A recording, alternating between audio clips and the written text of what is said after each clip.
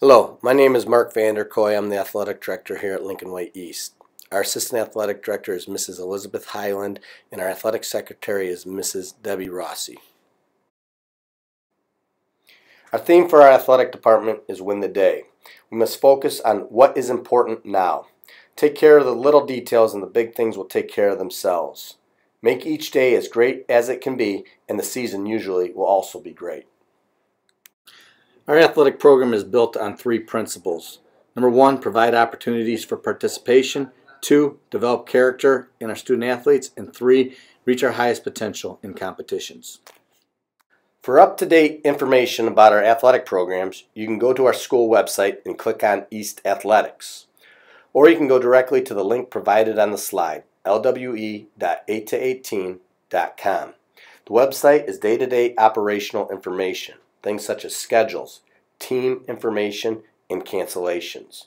We are also on Twitter. Follow us at Lincoln Way East Athletics. On Twitter, you'll find some of our featured highlights. Door number 31 is where you will usually pick up your son or daughter. It gets congested out there after practices. We ask two things. Number one, please do not park along the curb or auditorium by door 31. This area is represented in red.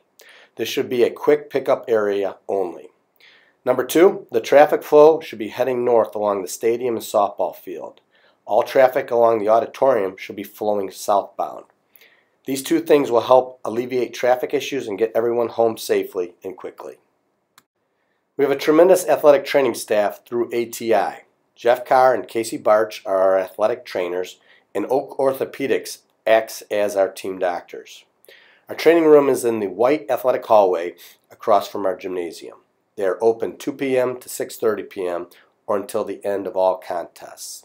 When we have athletic injuries, Jeff and Casey will be involved with assessments and treatments or will offer referrals to specialists when needed.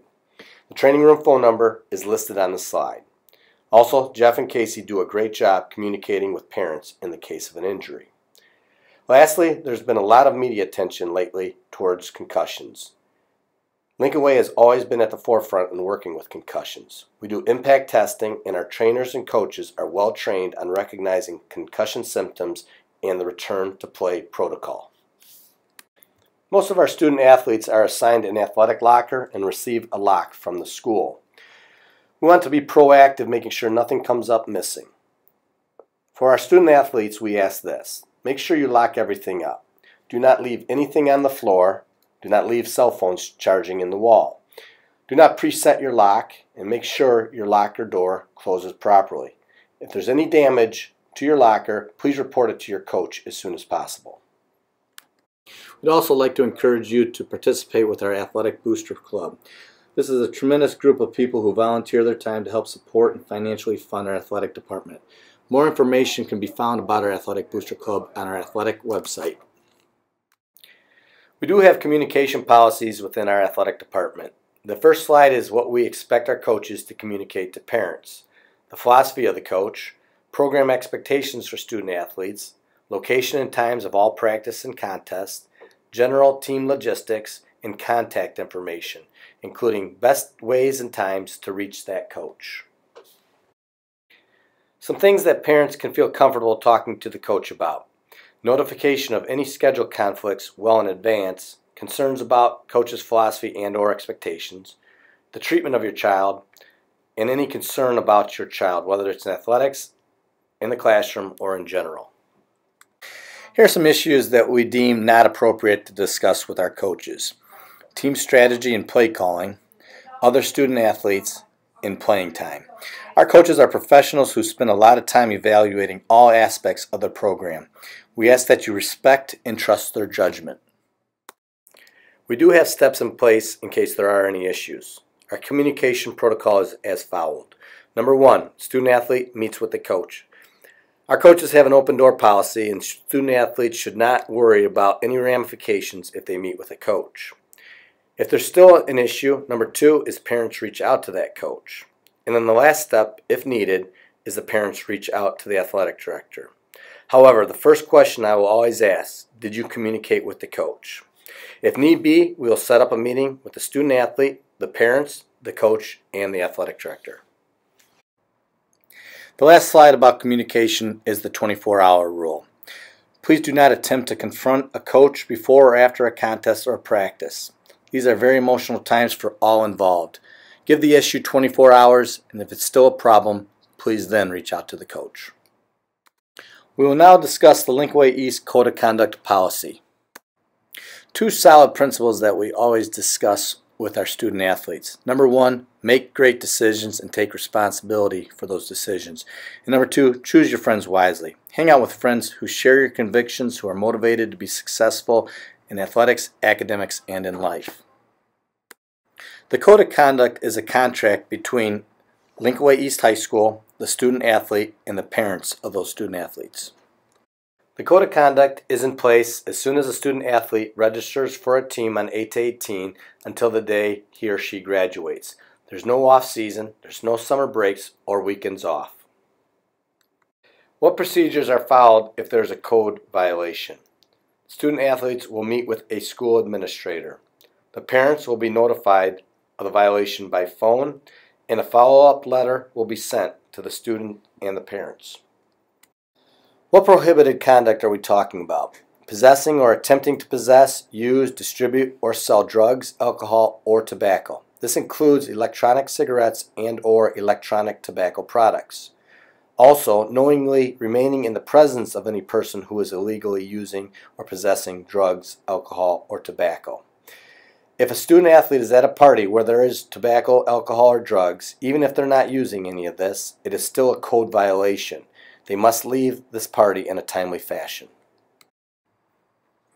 Consequences for first-time offenses. Suspension from the activity for the equivalent of one complete season. However, if an assessment, educational program, or treatment is completed, the suspension will be reduced to 20% of the scheduled contest. We require written proof of meetings with any counselor before the student athlete is deemed eligible to resume participation in games. During the time of the suspension, the student will be required to attend and participate in all practices, but just cannot compete in competitions. And also, the student athlete must complete the entire season in order for the suspension to count. For any second offense, it is all the same language. However, the suspension is 50% of games. Please take some time to look at the suspension tables for all of our sports through our 3 athletic seasons.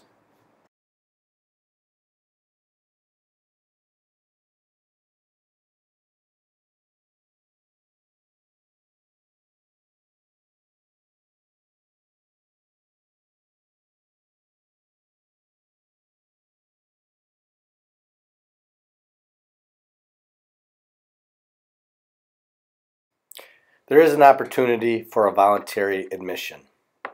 When a parent and/or student initiates admission with a certified employee of the school district before the student is arrested, detained, confronted, or apprehended by law enforcement personnel, school personnel, and/or before a school investigation has begun. Counts as an offense, but there is no suspension from competition. It's one-time use only and can only be used on a first offense. What if a student athlete commits a third offense? Unfortunately, his or her high school athletic career is over. It's a permanent suspension from participating in activities or athletics for the remainder of the student's high school career. Other conduct that can result in a code violation. Any offense of hazing or bullying. Theft, assault, vandalism, illegal use of a weapon, or any other offense which can be punishable by a court of law. The use of vulgarity, derogatory, or racial language. Any social media posts that represent use of prohibited substances, hazing, or other conduct deemed inappropriate by Lincoln Way East standards. Taking that a step further, if a student athlete films or receives any inappropriate social media that they forward on, this is also a violation. Lastly, failure to abide by any other Lincoln Way or IHSA rules or regulations. Consequences for other general prohibited conduct can range from temporary to permanent suspension from athletics. This concludes the Code of Conduct talk. Most likely, we will never have to deal with these issues again. Our coaches will continuously talk to our student athletes about avoiding people and situations that don't have their or their team's best interests in mind. This will usually help avoid most pitfalls.